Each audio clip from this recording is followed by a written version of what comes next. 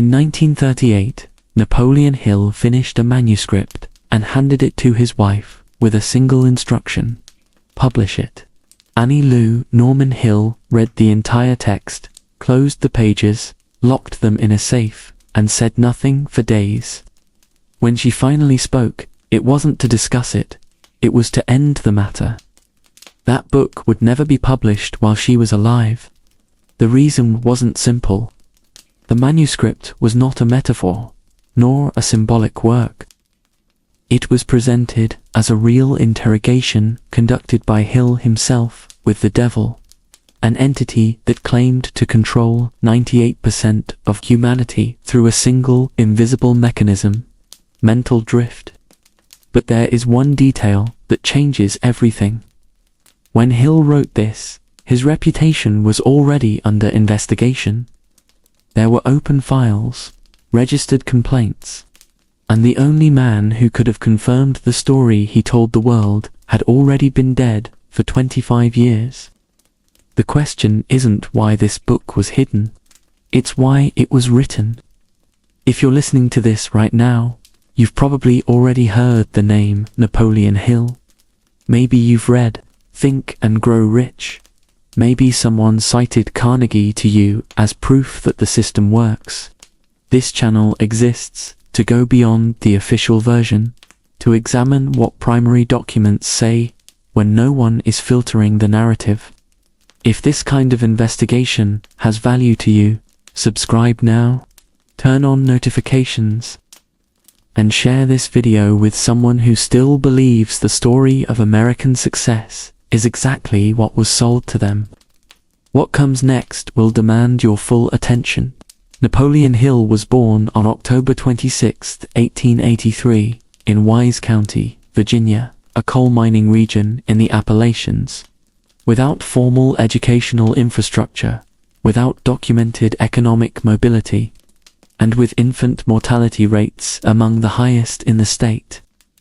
He died on November 8, 1970, in South Carolina, at age 87, leaving behind a foundation bearing his name, a catalogue of works translated into 23 languages, and a doctrine that shaped the 20th century self-help market more profoundly than any other individual author. Between those 2 points lies a trajectory that the Napoleon Hill Foundation has never compiled into a single document, because that document would include bankruptcies, federal investigations, connections to American fascist movements, and a manuscript in which the author interviewed the devil and considered the result publishable. This is that trajectory. Before entering the chapters that the official foundation carefully documents, there is one fact that rarely appears in authorized biographies. Napoleon Hill was investigated by the United States Department of Justice during World War II. The file, obtained through the Freedom of Information Act, contains correspondence, third-party complaints, and assessments by federal agents regarding his activities between 1941 and 1944. What was under investigation was not trivial. And the way Hill closed that investigation without being formally indicted says as much about the man as any book he ever published.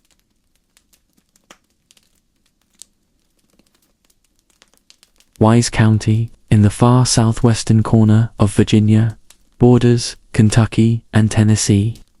In 1883, the local economy revolved around 2 activities: subsistence farming on slopes ill-suited for large-scale cultivation, and coal extraction in mines operated by consortiums headquartered in Richmond and New York. The population was predominantly of Scots-Irish descent, with low literacy rates and no access to any secondary educational institution within 50 kilometers of most rural properties. Napoleon Hill was born into this context on October 26, 1883. His father, James Monroe Hill, was a farmer who held no formal ownership of the land he worked, a tenant within a system that offered few routes of escape. Napoleon's mother, whose full identity was County records document incompletely, died when he was 8 years old.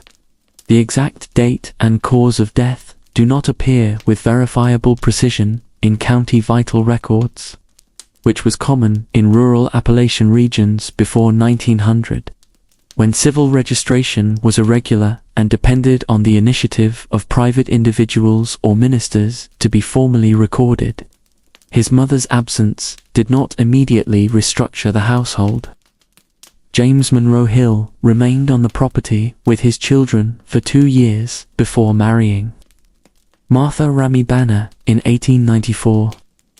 The choice of Martha Banner was, according to Napoleon Hill's own later autobiographical writings between 1920 and 1960, the singular event that altered his childhood trajectory, not through the replacement of a maternal figure, but through the presence of a woman with access to formal education and a documented willingness to insist that her husband's children learn to read and write consistently. Martha Ramey Banner had trained as a primary school teacher. She identified in her stepson a capacity for organizing verbal narrative that exceeded the regional and age group standard. It was she who replaced the rifle Napoleon had been carrying since age 9, used to intimidate neighbors and animals with equal indifference, according to accounts Hill himself documented decades later with a portable typewriter. The exchange was not symbolic. It was instrumental.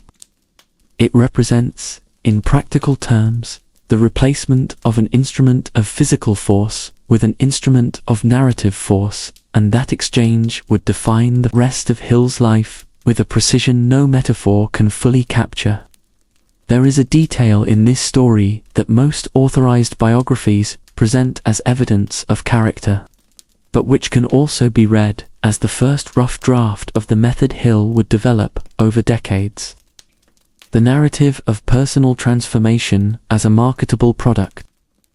Hill told the story of the typewriter and the enlightened stepmother repeatedly, in different contexts, as the opening of lectures, as illustrations of principles, as proof that adverse circumstances can be reversed by an intervention in the mental and material environment. The story was probably true, but it was also useful. And the fusion between the true and the useful, between lived experience and the narrative that experience could support, would become the operational hallmark of his entire subsequent career. Napoleon Hill learned to operate the typewriter with functional speed before the age of 12. At 13, in 1896, he published his first piece in a local newspaper in Wise County.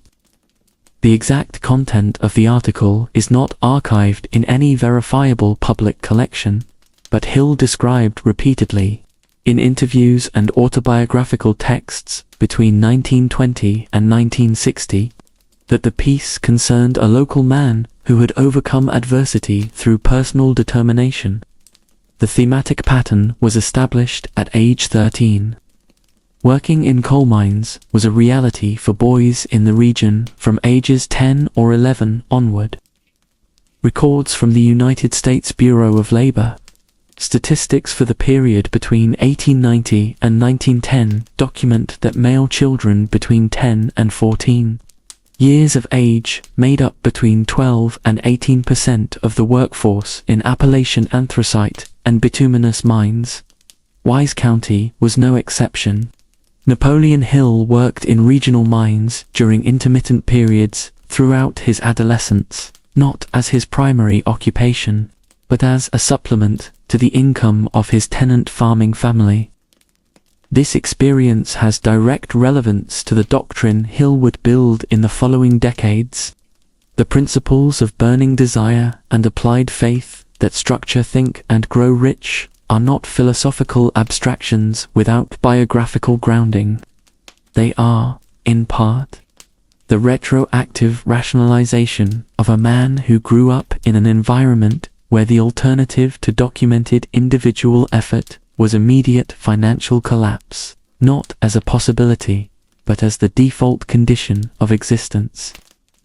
when Hill wrote about the fear of poverty as the most destructive of the fundamental fears, he was not constructing an academic hypothesis. He was describing the air he had breathed during his childhood. In 1900, Napoleon Hill was 17 years old. He had published pieces in local newspapers with enough regularity to establish a minimal reputation as a writer within the county. He had worked in the mines. He had observed, with a precision he would document decades later, that the men who moved from tenant farming or mining into some position of economic stability did not do so by chance, but through a combination of access to information, the ability to articulate verbally, and a willingness for geographic mobility. He did not have the first two elements in sufficient quantity. He had the third in abundance. His departure from Wise County was not immediate, but the decision that it would happen had been made before 1900. What Hill did not yet know was that the route of escape he would identify would not be journalism, not law, for which he briefly enrolled at Lafayette College in Pennsylvania before dropping out due to lack of funds, and not any of the commercial ventures he would attempt over the following 2 decades. The route would be the selling of the idea that there was a route.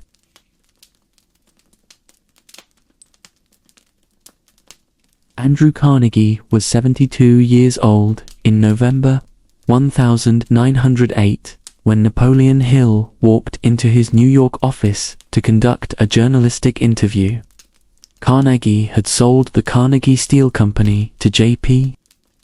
Morgan in 1901 for $480 million, equivalent to approximately $15 billion in 2024 values, and had since devoted himself entirely to systematic philanthropy, having founded 2,509 public libraries and funded the Carnegie Institute of Technology, now Carnegie Mellon University, among other projects. He was, without reasonable qualification, the most famous man in the United States at that moment in terms of accumulated and redistributed wealth. Napoleon Hill was 20. He worked as a reporter for Bob Taylor's magazine, a regional publication based in Nashville, Tennessee, specializing in profiles of prominent figures. The interview with Carnegie had been arranged through connections Hill described in slightly different ways in different autobiographical texts, which is relevant, because the variation in versions is a pattern that would repeat throughout his entire career. The interview, according to the narrative Hill established as canonical, starting with the publication of Think and Grow Rich in 1937, lasted 3 days. Carnegie was supposedly so impressed with Hill in the first 3 hours that he extended the meeting, and by the end of the 3rd day proposed a mission. Hill should spend the next 20 years interviewing the most successful men in the United States and synthesize what he learned into a philosophy of success accessible to any American. Carnegie would provide letters of introduction to facilitate access. He would provide no payment of any kind. That is the official version. The problems with it are documentable. First, no document contemporary with the meeting, no Carnegie diary entry, no 1908 correspondence, no record from Bob Taylor's magazine, confirms the 3-day duration or the formal mission proposal. The only primary source for the complete narrative is Napoleon Hill himself, writing about the event decades later. The letters of introduction Carnegie supposedly provided have never been publicly displayed in verifiable originals. Second, Andrew Carnegie died on August 11, 1919.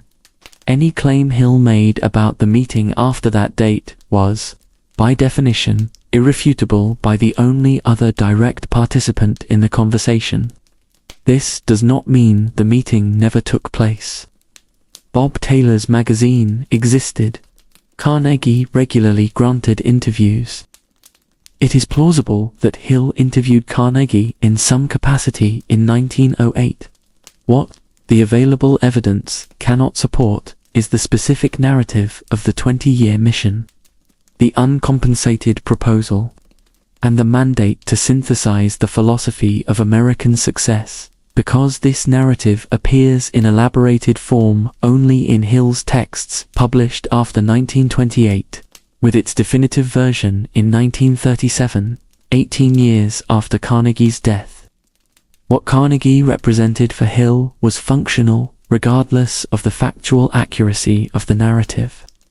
A name carrying maximum credibility in the American context of the first half of the 20th century, associated with a rags-to-riches origin story paralleling Hill's own Appalachian origins, and available for citation without any possibility of contestation.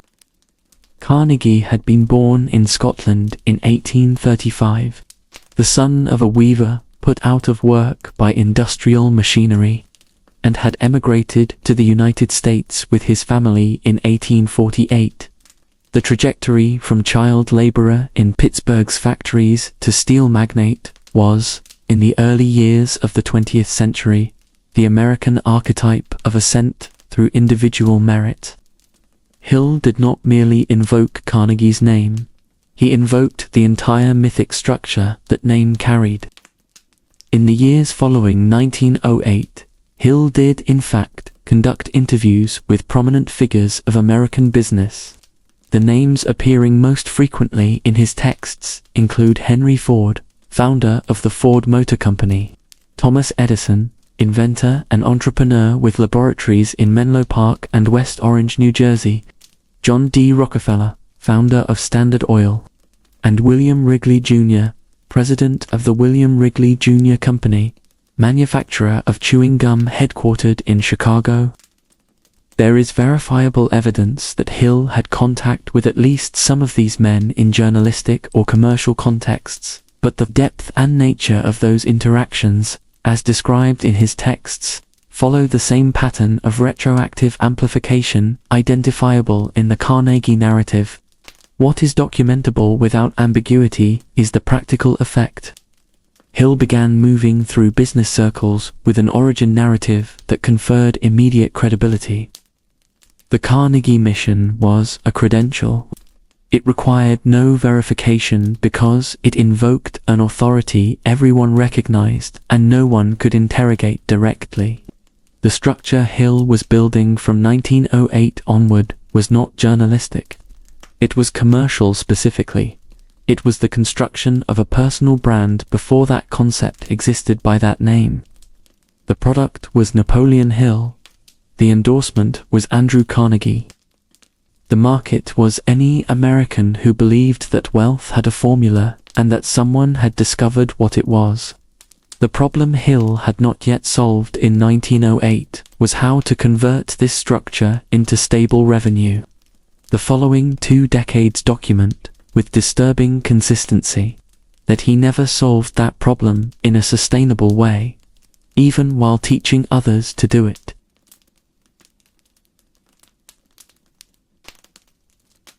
Between 1908 and 1917, Napoleon Hill attempted to convert the Carnegie credential into at least 4 distinct business models. None produced verifiable financial stability. All produced material for the overcoming narrative he was simultaneously selling. The first initiative documented with any consistency was the George Washington Institute of Advertising, founded in Chicago around 1908 and 1909. The institute offered correspondence courses on advertising and sales techniques, a business model that had existed in the American market since at least 1890, when the International Correspondence Schools, based in Scranton, Pennsylvania, had established the correspondence education format at commercial scale. Hill did not invent the model. He adapted it to a specific niche: men in sales or small business positions who wanted to scale their income without geographic relocation. The institute functioned intermittently. Available records do not precisely document the exact duration of operations or the number of enrolled students, but there is evidence that Hill operated variations of this correspondence educational model in at least 2 different states before 1917. The reason for the interruptions was recurring capitalization problems, contractual disputes with partners, and, in at least one documented case, formal accusations of irregularities in collecting advance payments for services not delivered. In 1910, Hill was in Lufkin, Texas, working for a lumber company in an administrative capacity. In 1912, he was back in Chicago. In 1914, court records in Alabama document a civil lawsuit related to commercial activities involving Napoleon Hill. The geographic pattern, constant mobility between states, followed by localized legal or financial conflict, followed by relocation repeats with enough regularity to be identified as structural, not episodic. Hill's marriage to his first wife, Florence Elizabeth Horner, had taken place in 1897. Florence accompanied his relocations for years before the two separated. The exact date of the divorce is not consistent across available biographical sources, but there is consensus that the marriage had ended before 1920. Hill would marry twice more: Lula Splawn in 1919 and Annie Lou Norman in 1935, and both intermediate marriages would follow similar patterns of financial tension and rupture. In 1916, Hill launched Hill's Golden Rule magazine, a monthly publication combining self-development articles, profiles of successful businessmen, and editorials on the philosophy of success Hill was developing from the Carnegie interview material. The magazine had modest but established enough circulation to be cited in periodical publication directories of the period. Hill used the platform to build an audience for what would become his first large-scale editorial product, the Law of Success series. The period between 1908 and 1917 is relevant not only for the documented commercial failures, but for the relationship between those failures and the content Hill was producing simultaneously. While accumulating debts and facing civil lawsuits in multiple states, Hill was writing and teaching principles of prosperity, personal financial management, and an abundance mindset. This contradiction is not merely biographical, it is structurally relevant to understanding the product he was building. Success, in Hill's doctrine, was not a state achieved. It was a continuous process of applying correct principles. This formulation had a convenient property. It turned any negative result into evidence of the need for more application, not evidence of the system's failure. Hill lived this logic from the inside. Every bankruptcy was a lesson. Every divorce was a recalibration. Every legal accusation was persecution by men who did not understand the long-term vision. The formulation was not cynicism. The available evidence, correspondence, period texts, accounts from contemporaries, suggests that Hill genuinely believed what he taught. The problem was not his sincerity. It was the structure. A system that inoculates its practitioners against interpreting negative results as evidence of the system's failure is a system that cannot be falsified by internal experience. This property would make Hill's doctrine extraordinarily resilient across the following century. And it would make Hill himself, as a failed practitioner of his own principles, not a refutation of the doctrine, but its most persistent illustration. In 1917, when the United States entered World War I, Napoleon Hill was 33 years old, had 3 closed business models behind him, a marriage in the process of dissolution, and an audience being built through Hill's Golden Rule. What happened next involving Woodrow Wilson is one of the least verifiable, and most widely cited chapters of his biography.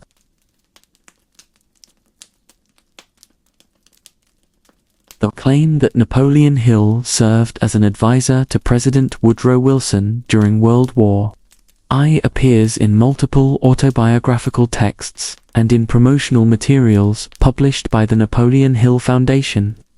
The documentary evidence for this claim is scarce. What is verifiable? During the period from 1917 to 1919, Hill published patriotic content aligned with the American war effort in Hill's Golden Rule and other publications. Records show that he gave public lectures in Midwestern American cities with content related to the war effort and economic mobilization. Nothing in the archives of the State Department, the War Department, or the White House for the period from 1917 to 1921 documents a formal relationship between Hill and the Wilson administration. This does not rule out the possibility of informal or peripheral contacts. The Wilson government employed communicators and publicists in various ways during the period, including through the Committee on Public Information, directed by George Creel, which operated with a broad network of collaborators. But Hill never documented his supposed relationship with Wilson through correspondence or records that have survived in verifiable form. The pattern is the same as the Carnegie narrative, a claim of access to a figure of maximum authority, in the absence of documentation contemporary with the event, which confers credibility on the narrator without any practical possibility of verification by the target audience. Wilson died in February 1924. Carnegie had been dead since 1919. The two figures of greatest authority, invoked by Hill, were inaccessible for confirmation or refutation. What Hill produced in concretely documented form between 1917 and 1928 was the series of texts that culminated in the publication of The Law of Success in 1928. The work was originally published in 8 volumes by the Psychology Press, based in Meriden, Connecticut. The complete set cost $25, a significant price, in 1928, equivalent to approximately $440 in 2024 values, and was sold primarily through commercial representatives trained by Hill, in a distribution model that anticipated elements of what would be classified decades later as multi-level marketing. The Law of Success organized the principles Hill had been developing since 1908 into 16 numbered lessons. The lessons included topics such as the mastermind, the first systematic use of the mastermind group concept in a widely circulated American publication, self-confidence, initiative and leadership, imagination, enthusiasm, self-control, the habit of doing more than paid for, a pleasing personality, accurate thinking, concentration, cooperation, profiting by failure, tolerance, the golden rule, and the universal law of cosmic habit force. The structure was deliberately modular. Each lesson functioned as both an autonomous unit and as a component of a larger system. This design had direct commercial implications. It allowed Hill to sell individual lessons, the complete set, training courses built around the lessons, and licenses for instructors to teach the material through their own local operations. The system generated revenue at multiple points simultaneously. This layered distribution model, where the initial customer potentially becomes a distributor for the next level, anticipated not only multi-level marketing but also the certification and licensing structures that dominate the personal development market in the 21st century. A student of the Law of Success could become a certified Law of Success instructor, paying additional fees to obtain the right to teach the material to other students, who could in turn become instructors. The base of the pyramid was composed of knowledge consumers. The top was composed of knowledge resellers. Hill held the position of primary producer, the only position in the system that did not require consuming before selling. The concept of the mastermind group that Hill introduced in the Law of Success and would refine in Think and Grow Rich deserves specific examination. Hill defines the mastermind as coordination of knowledge and effort in a spirit of harmony between two or more people for the attainment of a definite purpose. The definition was operationally vague enough to apply to any regular gathering of people with commercial objectives, but specific enough to appear technical. Carnegie was invoked as the original practitioner of the concept. No evidence contemporary with Carnegie documents that he used the term mastermind or the concept as Hill described it. What Carnegie practiced regularly bringing together collaborators, advisors, and specialists around specific problems was standard executive management for operations of Carnegie Steel's scale. Hill took a common managerial practice and rebranded it with terminology that sounded esoteric without being technically unverifiable. In 1928, when the Law of Success was published, the American market for self-development publications had already existed for decades. Orison Swett Marden had founded Success magazine in 1897. Russell Conwell had delivered his Acres of Diamonds lecture on more than 6,000 occasions between 1861 and 1925. Wallace Wattles had published The Science of Getting Rich in 1910. William Walker Atkinson had published dozens of titles on mentalism, autosuggestion, and personal development since 1900. Hill did not invent the industry, but the Law of Success was, in terms of scope, systematization, and commercial distribution, the most comprehensive formalization the genre had received to that point. The work established Hill as a central figure in the field, not through doctrinal originality, but through organization and scale. The financial problem persisted. Available records suggest that the revenues generated by the Law of Success were irregular and frequently captured by litigation with distributors, partners, and publishers before reaching Hill in stable quantities.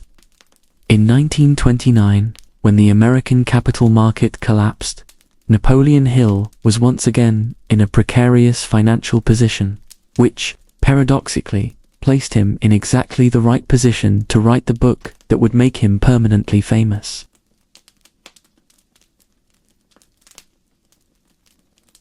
The New York Stock Exchange crash of October 1929 wiped out approximately $30 billion in market value in its first days, equivalent to the entire United States GDP in 1929.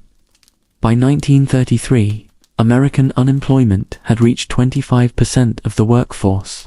The gross domestic product had contracted 46% from its 1929 peak. 12 million Americans were unemployed. Banks were closing in rapid succession. 9,000 financial institutions had shut down by the end of 1933.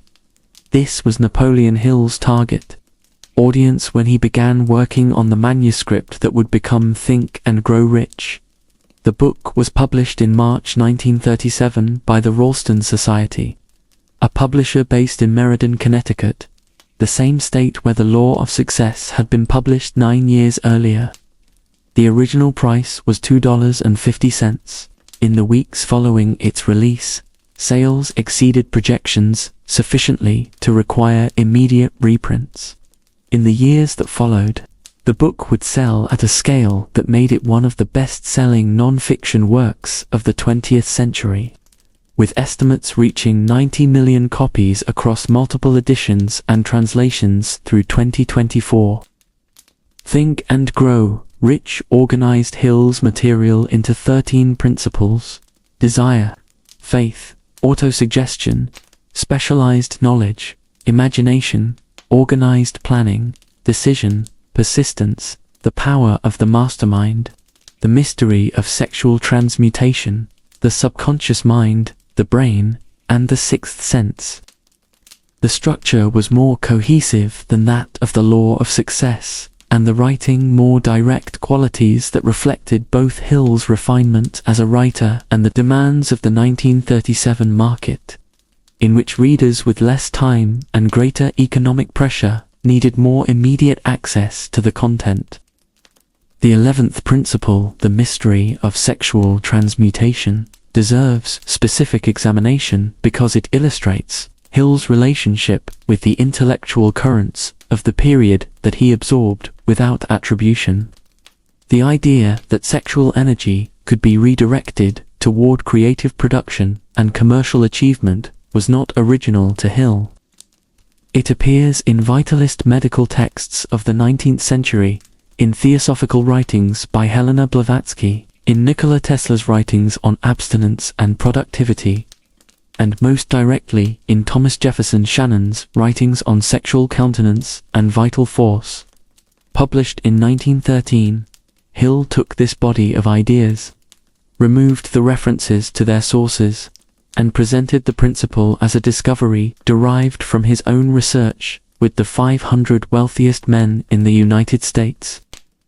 This pattern absorption of existing material, removal of attribution, repackaging under the Hill brand with Carnegie backing is recurring throughout Think and Grow Rich. The concept of autosuggestion, which Hill presents as a technique for mental reprogramming, is derived directly from the method of Émile Coué, a French pharmacist and psychologist who developed the system of conscious autosuggestion between 1910 and 1920 and brought it on tour through the United States in 1923. Coué's book Self-Mastery Through Conscious Autosuggestion had been published in English in 1922. Hill does not cite it. The influence of Think and Grow Rich on the political rhetoric of the period is not frequently analyzed, but it is documentable. Franklin D. Roosevelt had launched the New Deal in 1933 with rhetoric that combined collective responsibility with individual affirmation. The phrase, "the only thing we have to fear is fear itself," from his inaugural address of March 4, 1933, is structurally parallel to Hill's analysis of fear as the primary obstacle to individual success. There is no evidence that Roosevelt read Hill or was directly influenced by him, but both drew from the same currents of American thought about individual agency and the overcoming of adverse circumstances. Currents rooted in Emerson's transcendentalism, William James's pragmatism, and the new thought tradition that had saturated American culture since the late 19th century. The chapter on sexual transmutation was not the only problematic content Hill had considered including in Think and Grow Rich. Correspondence and working notes from the period suggest that Hill had developed significant material about what he called the other self, an inner entity or alter ego that emerged in states of intense concentration, and provided intuitions beyond normal rational capacity. This material would be developed in far more explicit form in the manuscript he would complete the following year. In 1938, Outwitting the Devil. In March 1937, when Think and Grow Rich was arriving in bookstores, Napoleon Hill was 53 years old. For the first time in his life, he had a commercial product generating revenue at scale without depending on his physical presence for every sale. The formula he had been teaching for decades was finally working for him, at least temporarily. What he would write in the following 12 months would put everything at risk in ways that neither he nor his wife had fully anticipated. In 1938, Napoleon Hill handed his wife a 230-page manuscript describing a conversation he had conducted with the devil. Not metaphorically. The entity, identified throughout the text as Your Majesty, admitted to controlling 98% of humanity through a habit called drift. the tendency to allow thought to flow without intentional direction. Annie Lou Norman Hill suppressed the text for 72 years. When it was published in 2011, it revealed not only Hill's most extreme beliefs, but also the name of a control system he had been applying to his own readers all along.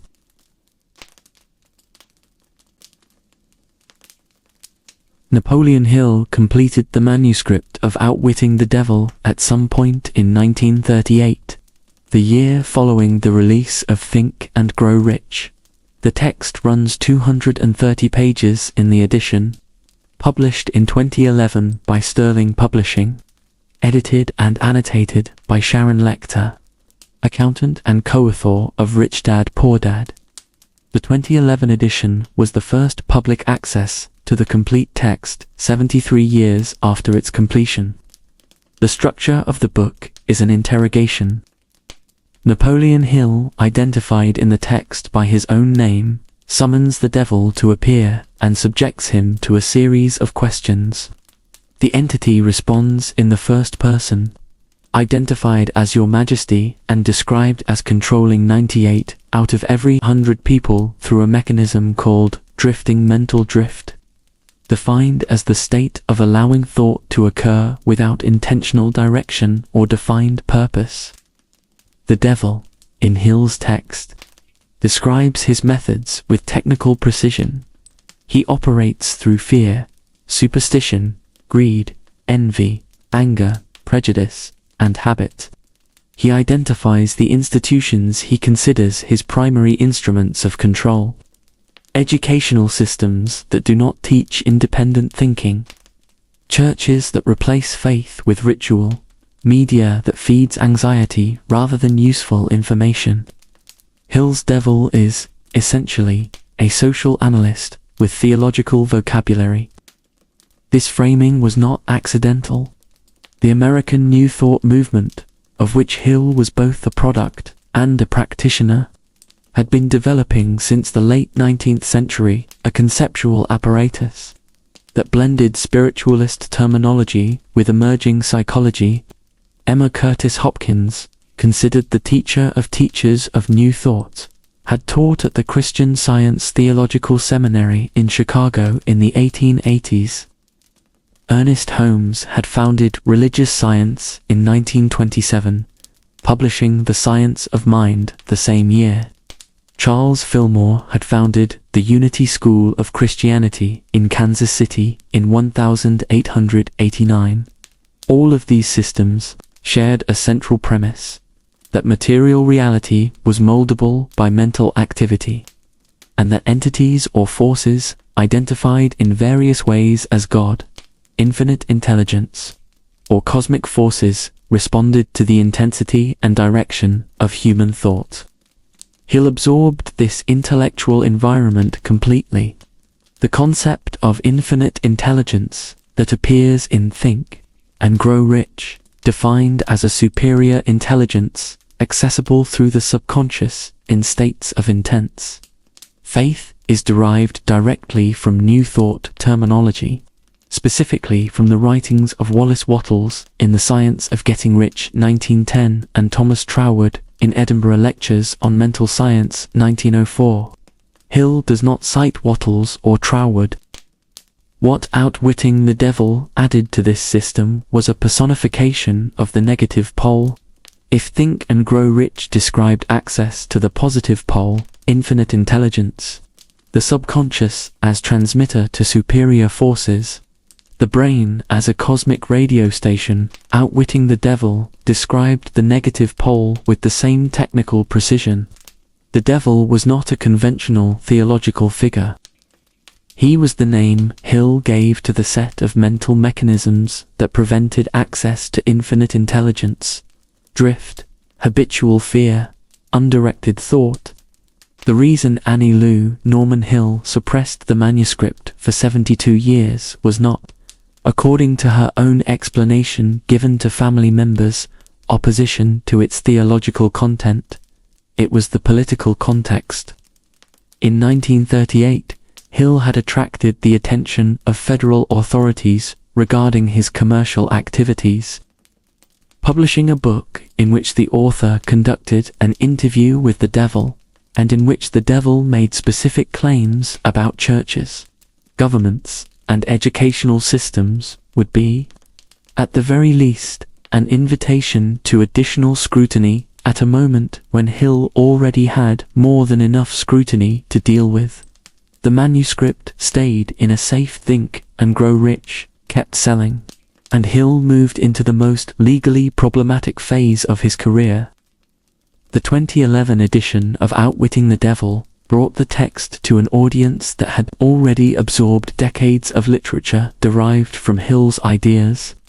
Sharon Lecter added footnotes, contextualizing the text's more extreme claims in terms of metaphor and self-examination exercise. But the text itself does not qualify its claims in that manner. Hill writes the interrogation as a transcript of a real event. The devil speaks in the first person about his operations. The only interpretation the text supports without editorial modification is the one Hill intended. He had access to an entity, and the entity had confirmed his analysis of how the human mind works. This level of certainty about the inner workings of reality, regardless of what name was given to the source of knowledge, is consistent across Hill's entire body of work. He never presented his ideas as hypotheses. He presented them as discoveries. Confidence was the product. And confidence, when unanchored by external verification, is exactly what Hill's devil called drift, with the sign reversed.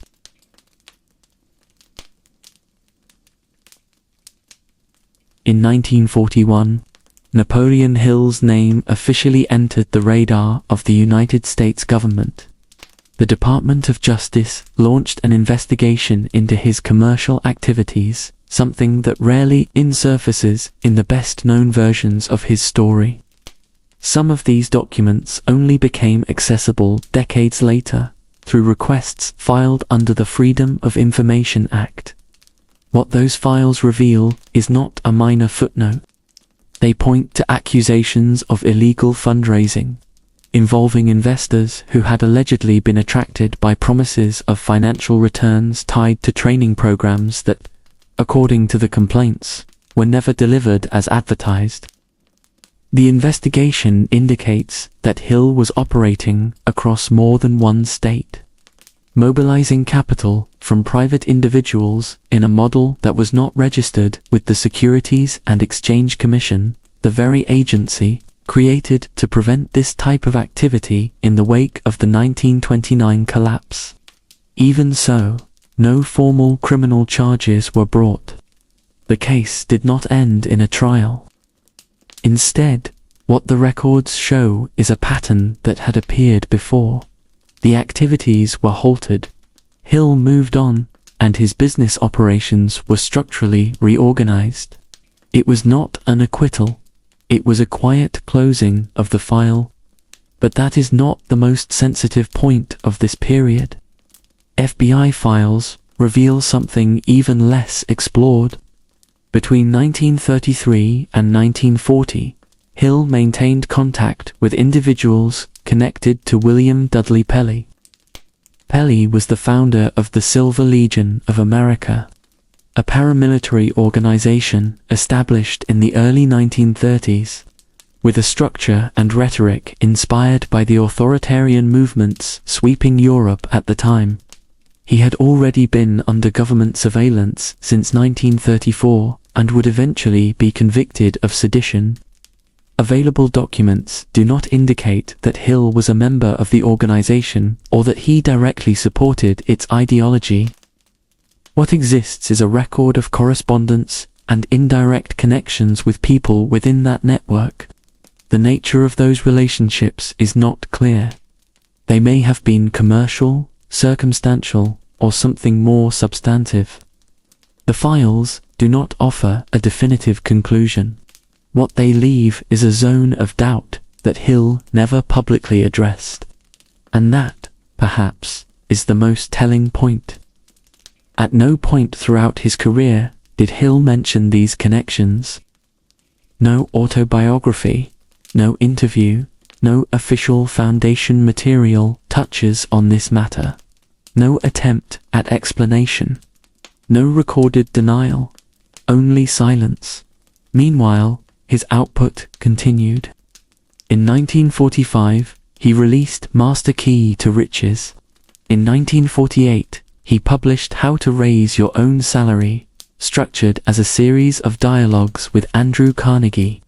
Carnegie had been dead for more than 2 decades. Yet, in the text, he appears as an active voice, offering direct advice. This format was not new. Hill had done something similar years earlier by constructing a conversation with the devil. In both cases, the figures he used could neither confirm nor contest anything. This pattern becomes increasingly visible. Absolute authorities, inaccessible to scrutiny, deployed as sources of validation. Voices that reinforce precisely the structure Hill presents. And, at the same time, a complete absence of engagement with any element that might destabilize that narrative. The definitive formalization of this structure would come a few years later. In 1962, the Napoleon Hill Foundation was established, headquartered in Chicago. The organization was structured as a non-profit educational entity, assuming control over the rights to his catalog and establishing a permanent base for the continuation of Hill's legacy.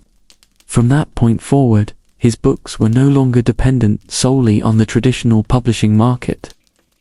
They became part of a larger system that included courses, certifications, training programs, and global licensing. The foundation became the mechanism that would ensure the survival of the Napoleon Hill brand, long beyond the life of the author himself. Although it does not disclose detailed financial data, independent estimates point to consistent revenues over the decades, sustained by the continuous sale of his ideas across multiple formats. This move did not happen by chance. It was the direct response to decades of instability.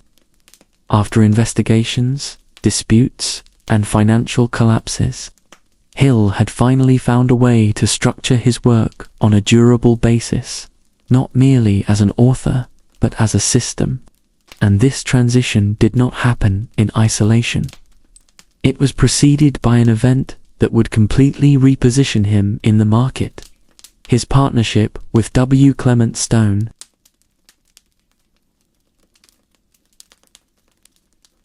W. Clement Stone was born in Chicago in 1902 into circumstances marked by instability from the very start.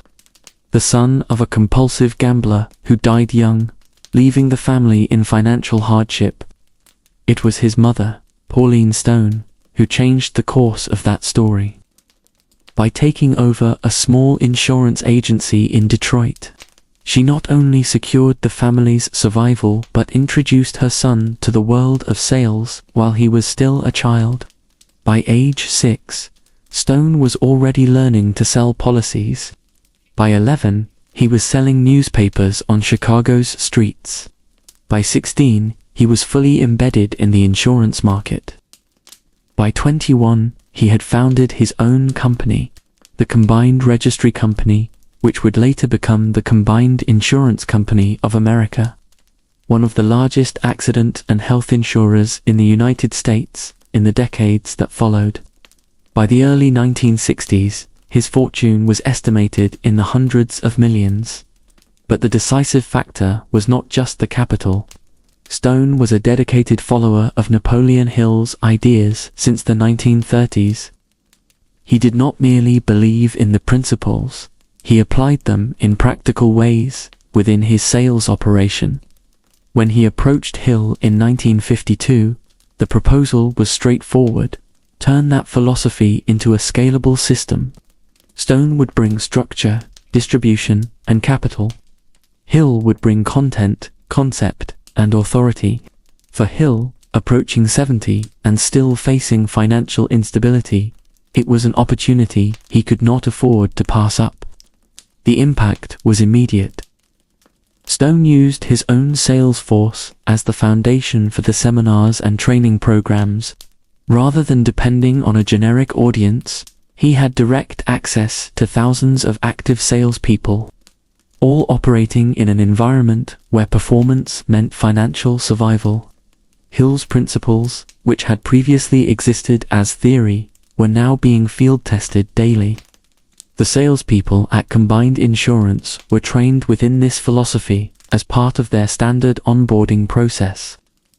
Results began to be measured, compared, and presented as evidence of the system's effectiveness. What had previously been narrative was now being presented as method. In 1960, this partnership took on an even more consolidated form with the publication of Success Through a Positive Mental Attitude. The book not only reinforced previous principles, but introduced a central idea that would become a permanent fixture: positive mental attitude, or PM. The proposition was simple on the surface, but powerful in application. The way an individual interprets and reacts to circumstances directly determines their results. This more direct, more practical, action-oriented language made the concept far more accessible to the corporate world. The term PMA quickly moved beyond the realm of books and became part of standard business vocabulary. More important than the content itself was the model that formed around it. For the first time, Napoleon Hill had access to a structure that did not depend exclusively on his physical presence to generate revenue. For decades, his income had been tied to lectures, direct sales, and unstable projects. With Stone, that changed. Distribution became continuous. Training programs became replicable. The message shifted from purely personal to institutional. Stone built the machine Hill had never been able to sustain on his own. Even so, the partnership was not free of conflict. Records indicate recurring disputes involving publishing rights, revenue splits, and control over the content of the training programs. While the full details are not publicly available, preserved correspondence suggests a commercially productive but frequently tense relationship behind the scenes. It was a functional partnership, not necessarily a stable one. At the same time, Stone was consolidating himself as a significant figure beyond the business world. He served as a philanthropist, funding initiatives in education and behavioral sciences, and made substantial political donations. This further underscores a central point. Hill's doctrine had ceased to be merely self-help literature. It had become an applied tool within corporate structures, directly influencing performance, organizational culture, and financial outcomes. Napoleon Hill remained active in seminars and training events throughout the following years, participating in programs and reinforcing his presence as an authority into the late 1960s. As he advanced in age and his health declined, he gradually stepped back from public activities. In 1968, he ceased his regular participation. 2 years later, on November 8, 1970, he died in South Carolina at the age of 80. The partnership with Stone did not eliminate the contradictions of Hill's trajectory. They continued to exist, documented and accessible. What changed was the relevance of those contradictions within the system that had been built. With a solid distribution structure, a language adapted to the corporate environment, and a continuous base of consumers, the inconsistencies ceased to impact the functioning of the model. What remained after his death was not merely a collection of books. It was a complete system, capable of adapting to different economic contexts and continuing to operate independently of the figure who created it.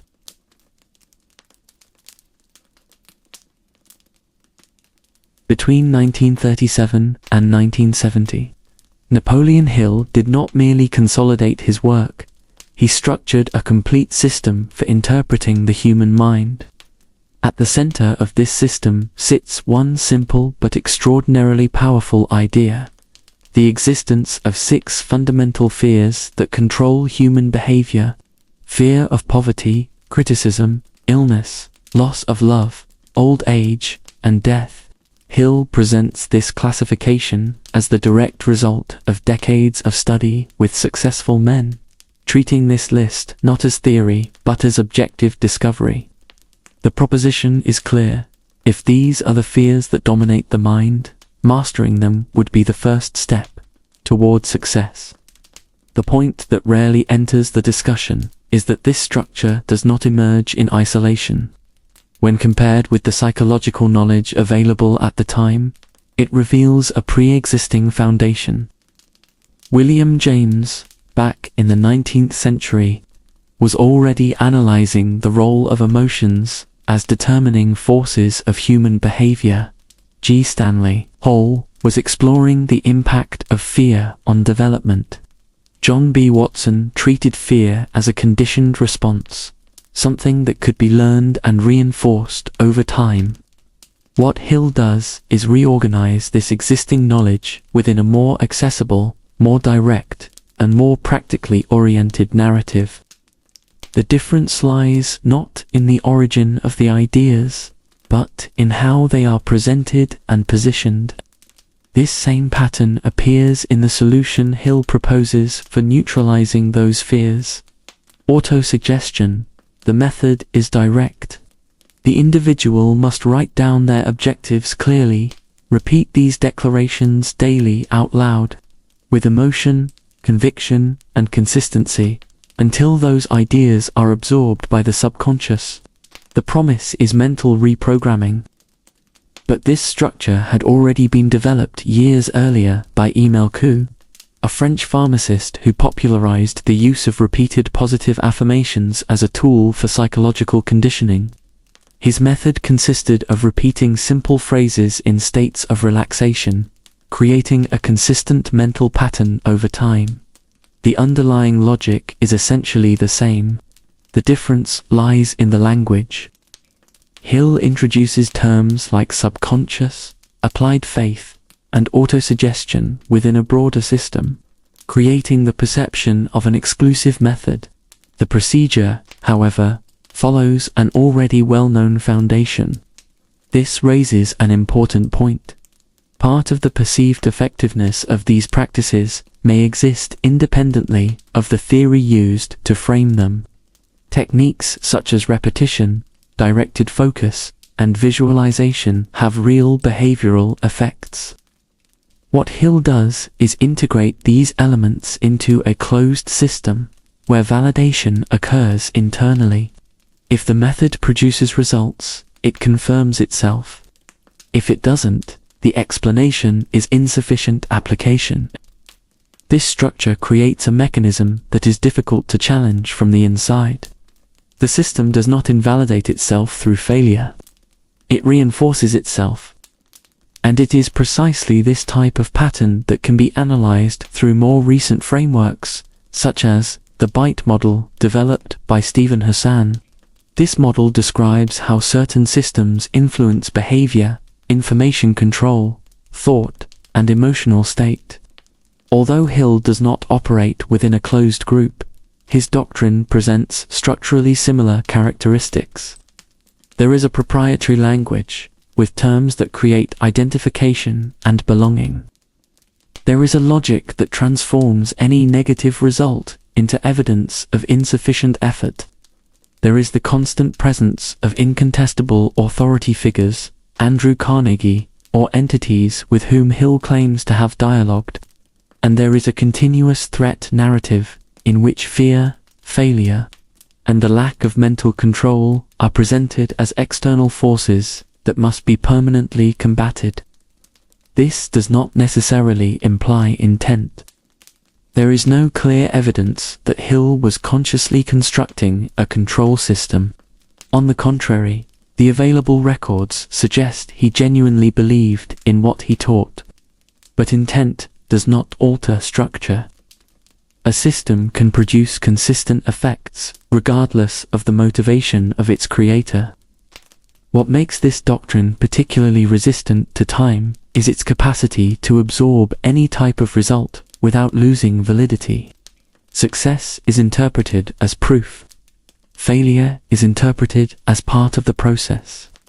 There is no internal point at which the system collapses. This characteristic is not accidental. It is what allows Hill's philosophy to span decades, adapt to different contexts, and continue to be applied even in the face of criticism or contradiction. In the end, what takes shape is not merely a collection of ideas about success. It is a complete mental structure, a model that organizes perception, directs behavior, and offers ready-made explanations for any result. A system that does not need to be right all the time, only to continue being applied. And it is precisely this continuity of application, regardless of individually verifiable results, that explains why the market Hill helped create continues to grow, even after decades of academic, journalistic, and psychological criticism. The system was built, consciously or not, to be impervious to falsification through internal experience. And imperviousness to falsification, in any domain, is the single most efficient mechanism available for guaranteeing the long-term commercial survival of an idea.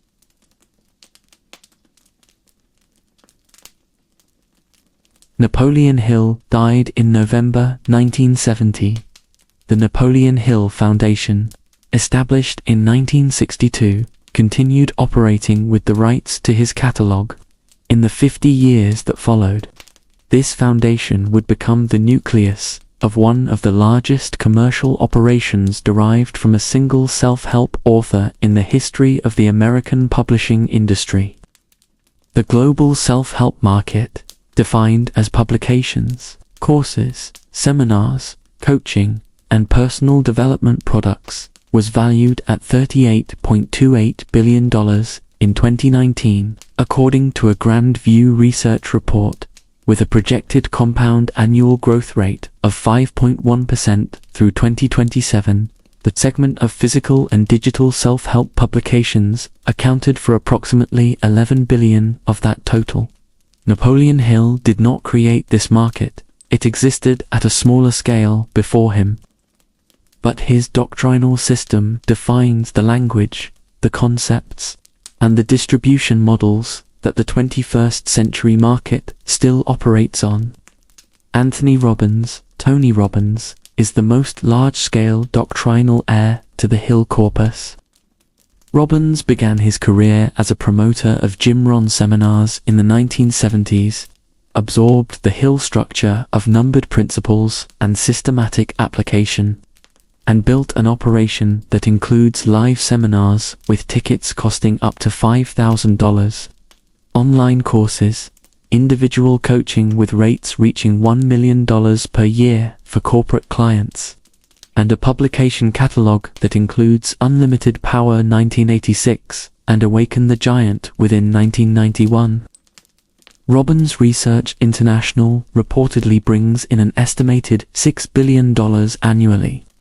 According to Robbins's own statements to investors, a scale that Carnegie Hill would have recognized as the definitive version of the system he had described.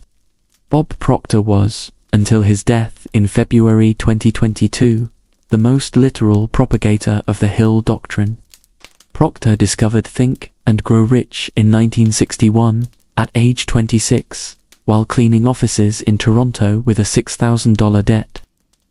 The book, according to his narrative, transformed his financial trajectory within months. He spent the following decades teaching Hill's principles in seminars around the world, without significant modification, without updating, without critical contextualization. The Proctor Gallagher Institute he founded with Sandy Gallagher reportedly generated an estimated $130 million annually before his death.